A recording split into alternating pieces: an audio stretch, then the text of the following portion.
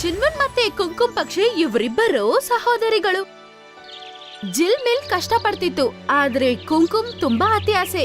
ಇಬ್ರು ಒಂದಿನ ಒಂದು ಮರದ ಮೇಲೆ ಕುತ್ಕೊಂಡಿದ್ರು.